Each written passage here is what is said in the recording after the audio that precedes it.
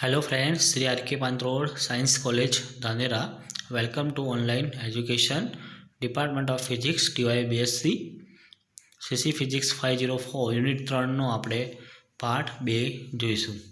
Okay, તો chapter 1માં આજે આપણે જોઈશું ક્વેશ્ચન નંબર 4, જે છે ટ્રાન્ઝિસ્ટર કરંટ રેગ્યુલેટર. આ પહેલાં આના 3 ક્વેશ્ચન આપણે જોઈ ગયા હતા. કરંટ રેગ્યુલેટરનું મુખ્ય કાર્ય એ છે કે લોડ દ્વારા ફિક્સ પ્રવાહને જાળવી રખાય છે. એટલે કે લોડમાંથી જે પસાર થતો પ્રવાહ જે છે ફિક્સ કરંટ એને એ મેન્ટેન કરી રાખે છે, જે ટર્મિનલ વોલ્ટેજના ફેરફારથી શક્ય છે. ટ્રાન્ઝિસ્ટરમાં જે ટર્મિનલ વોલ્ટેજ છે એના ફેરફારથી આપણે આ જે પ્રવાહ છે જેને આપણે મેન્ટેન કરી શકીએ છીએ. હવે અહીં પરિપથમાં જેનર ડાયોડ અને પીએનપી ટ્રાન્ઝિસ્ટરનો ઉપયોગ થાય છે. એટલે કે આ પ્રકારના જે કરંટ રેગ્યુલેટર છે એમાં જેનર ડાયોડ અને ટ્રાન્ઝિસ્ટર બંનેનો યુઝ કરવામાં આવે છે. અને જે ટ્રાન્ઝિસ્ટર છે એ પીએનપી ટ્રાન્ઝિસ્ટર છે. તો આપણે એની આકૃતિ જોયેલી, તેનો પરિપથમાં તમે જોઈ શકો છો કે ટ્રાન્ઝિસ્ટરની સાથે અહીંયા વીઝેડ સિરીઝમાં છે ડાયોડ. આ ટ્રાન્ઝિસ્ટર પીએનપી ટ્રાન્ઝિસ્ટર છે. પીએનપી ટ્રાન્ઝિસ્ટરમાં તમારે જો આ એમીટર બેઝ અને આ કલેક્ટર, એમીટર બેઝ વચ્ચે વોલ્ટેજ ડ્રોપ VB છે, અને સિરીઝમાં એક અવરોધ આપેલો છે જે છે VRE જેટલું. ટર્મિનલ વોલ્ટેજ VE છે અને આ લોડ અવરોધ છે. ઓકે, આ લોડ વોલ્ટેજ છે. અહીં તમે જુઓ છો તો IL બરાબર IC થાય છે. એટલે કે જે લોડમાં જતો પ્રવાહ છે એ જ તમારો કલેક્ટર પ્રવાહ થશે.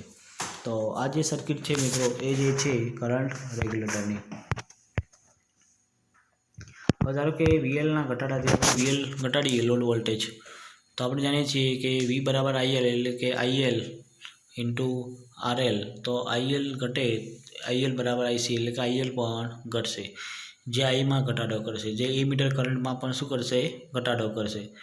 તેથી ઘટાડો થવાના કારણે જે RE જે છે એ મીટરને સમાંતર છે એ વોલ્ટેજ ડ્રોપ થશે, એટલે કે VRE પણ ઘટશે.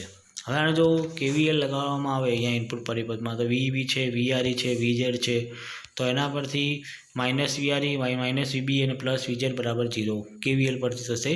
અને અથવા તો VBને સૂત્રણ કરતાં બનાવીએ મિત્રો, રાઇટ હેન્ડ સાઈડ લઈ જઈએ તો અહીંયા શું હશે, VZ માઇનસ VRE. આ દરેક પ્રકારના રેગ્યુલેટરમાં VZ એ શું હોય છે, ફિક્સ હોય છે, જેનર વોલ્ટેજ. હવે જો અહીંયા VREમાં થતો ઘટાડો એ VBમાં પણ વધારો કરશે. VREમાં ઘટાડો થશે તો એ શું કરશે મિત્રો, VBમાં ઘટાડો કરે છે, આ વધારો કરે છે. ઓકે, તેથી ટ્રાન્ઝિસ્ટરની વાહકતામાં પણ વધારો થાય છે. VBમાં વધારો થતો હોય, કેમ કે અહીંયા બેઝ અને એમીટર વોલ્ટેજ વધશે તો પ્રવાહ વધશે અને એના કારણે વાહકતામાં, એટલે કે ટ્રાન્ઝિસ્ટરની વાહકતામાં વધારો થાય છે. તેથી IL એ ફિક્સ લેવલ પર રાખવામાં આવે છે. હવે જ્યારે VLમાં વધારો થાય, હવે VLમાં વધારો કરવામાં આવે તો આ રીતે લોજિક એપ્લાય કરી શકાય છે. એટલે કે આનું આ સેમ લોજિક તમે એપ્લાય કરી શકો છો. તો મિત્રો આ જે થિયરી હતી એ હતી કરંટ રેગ્યુલેટરની. ઓકે, હવે એક બીજો નાનકડો પ્રશ્ન જોઈ લઈએ, જે છે ગ્લો ટ્યુબ વોલ્ટેજ રેગ્યુલેટર. તો આ શું છે, તો જ્યારે ગ્લો ટ્યુબ, એને કહેવાય આપણે cold cathode gas diode. Okay, cold cathode gas diode એ સામાન્ય રીતે ગ્લો પ્રદેશમાં, એટલે કોઈ કહેવાય પ્રકાશિત પ્રદેશ હોય તેમાં કાર્યરત હોય ત્યારે મોટા મૂલ્યના ટ્યુબ પ્રવાહ માટે ટ્યુબને સમાંતર વોલ્ટેજ અચલ રહે છે અને તે વોલ્ટેજ રેગ્યુલેટર તરીકે કાર્ય કરે છે. એટલે ગ્લો ટ્યુબ પણ એક વોલ્ટેજ રેગ્યુલેટર છે. હવે તમે અહીંયા તમને પરિપથ દર્શાવ્યો છે, આ રીતે જુઓ ગ્લો ટ્યુબનો છે. કોઈ વખત પરીક્ષામાં પૂછાય તો તમે તેને વાંચી શકો છો. તો અહીંયા તમને બતાવ્યો છે આ ગ્લો ટ્યુબની રચના છે. ઓકે, તેને અહીંયા પણ લોડ અવરોધ આપેલો છે, ટર્મિનલ વોલ્ટેજ છે, લોડ પ્રવાહ IL છે. હવે અનરેગ્યુલર DC ઇનપુટ વોલ્ટેજ એ ટ્યુબના સ્ટ્રીકિંગ વોલ્ટેજનું મૂલ્ય વધારે છે. ટ્યુબના સ્ટ્રીકિંગ વોલ્ટેજ એટલે કે ટ્યુબમાં થતો વોલ્ટેજ ડ્રોપ. હવે એક વખત ગેસનું ટ્યુબમાં આયનીકરણ થાય, એટલે ટ્યુબની અંદર ગેસ છે વોલ્ટેજ આપવાથી એનું શું થાય, એનું આયનીકરણ થાય, તો આયોનાઇઝિંગ વોલ્ટેજ સુધી ટ્યુબ અને લોડને સમાંતર વોલ્ટેજ ડ્રોપ થાય છે. હવે આયનીકરણ થવાથી શું થશે, વોલ્ટેજ ડ્રોપ થાય છે. ટ્યુબ એ અચળ વોલ્ટેજ જાળવી રાખે છે, કારણ કે ઇનપુટ DC વોલ્ટેજનું મૂલ્ય તેના કરતાં વધુ હોય છે. હવે અવરોધ Rનો ઉપયોગ એ ઇનપુટ પ્રવાહને નિયંત્રિત કરવા માટે અહીં થાય છે. હવે લોડ પ્રવાહ અને ઇનપુટ વોલ્ટેજમાં ફેરફાર થવાની અસરના કારણે લોડ પ્રવાહ એક તો ILમાં વેરિએશન આવશે અને ઇનપુટ વોલ્ટેજમાં વેરિએશન આવશે, અને એના કારણે લોડને સમાંતર અચળ વોલ્ટેજ જાળવી રખાય છે. એટલે અહીં ગ્લો ટ્યુબ એવું છે કે જ્યાં તમે VLને અચળ જાળવી રાખો છો. બીજું કે હવે જો લોડ ઘટે તો આઉટપુટ વોલ્ટેજ વધવાનો પ્રયત્ન કરશે. ગ્લો ટ્યુબના કારણે પરિણામ શું થશે? ગ્લો ટ્યુબે આઉટપુટ વોલ્ટેજમાં વધારો કર્યા વગર વધારે પ્રવાહ ઉત્પન્ન કરશે. તો ગ્લો ટ્યુબની રચના એવી છે કે તમે આઉટપુટ વોલ્ટેજ વધાર્યા વગર પણ વધારે પ્રવાહ ઉત્પન્ન કરી શકો છો.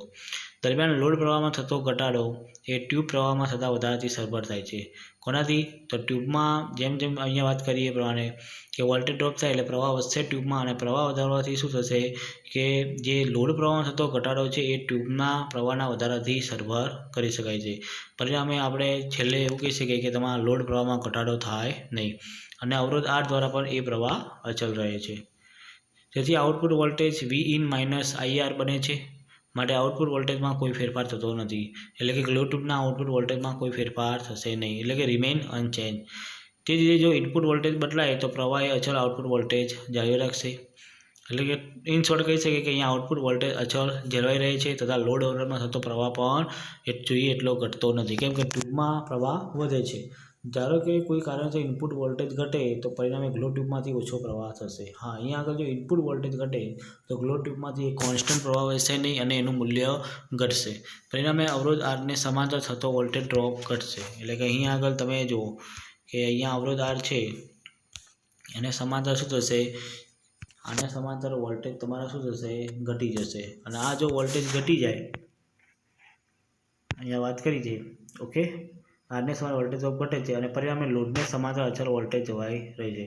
એટલે કે જે લોડ છે એને સમાંતર અચળ વોલ્ટેજ જળવાઈ રહે છે.